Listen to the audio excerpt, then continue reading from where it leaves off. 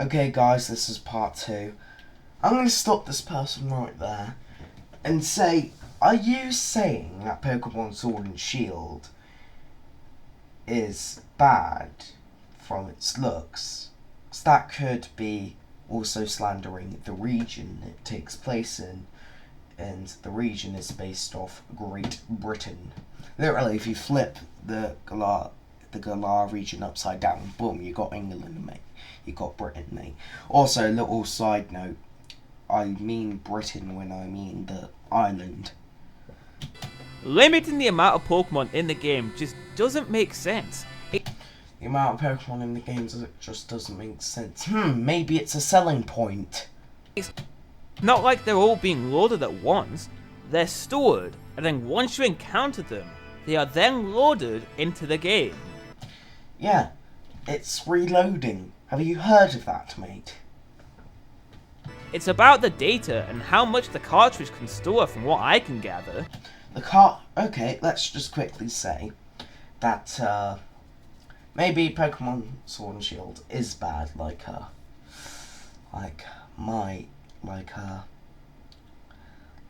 what's that Switch game? Shit, I can't think of one. Oop, fuck. But even still, using another example in the form of Xenoblade Chronicles I haven't played it or seen any gameplay, so I couldn't possibly tell you. 2, that game is gigantic and has to store so many variables, and yet it still looks better than Sword and Shield. Okay, so just a bright and colourful mess. You know, like you can see here on the screen. I bring this all up as a lot of people are holding on to the fact that there are too many 3D Pokemon models and animations to store on the cartridge, which explains things like poor graphics and the National Pokédex limitations. But I just don't think this is the case. Well, sorry to say, TYIP, but you're a spoiled brat, mate. At all. I'm going to zoom in the screen to imply emphasis. A common defense that's thrown around in response to the Pokemon looking the same as the 3DS games is that they were quote-unquote future-proofed. If that's the case, then why can't we fit all of the models onto a Switch cartridge? I'd have to imagine that the 3DS and Switch models both hold a similar number of polys, and they all managed to fit just fine onto a 3DS cartridge. So what's the excuse here? Excuse here is that the Nintendo 3DS cartridge is bigger. Unless all of the new Pokemon hold an extremely high amount of polys, this is just inexcusable.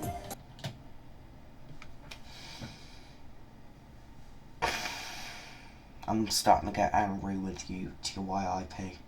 I don't want to do a slash on you, please stop. And do we even need to talk about the animations?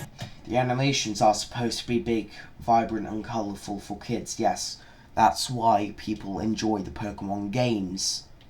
Very short animation cycles, as well as completely reused animations from the 3DS games.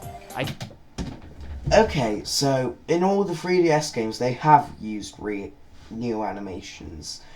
So what's the fucking problem if with it, well, you know, they recycle animations from the 3DS games. It's Don't understand how these could store so much data that they can't squeeze in all of the Pokemon into the game. Can't squeeze in all the Pokemon into the game. They have squeezed in so many fucking Pokemon into this game. There are 807 Pokemon currently within the Pokemon universe, and you're telling me that that's not enough, and it would only be excusable if there was, say, 1,000 Pokemon. Something just doesn't add up here. Well, it does all add up, mate. It's that you're a fucking spoiled brat. Here's a theory for you. Pokemon Diamond and Pearl remakes are most definitely coming sometime in the near future.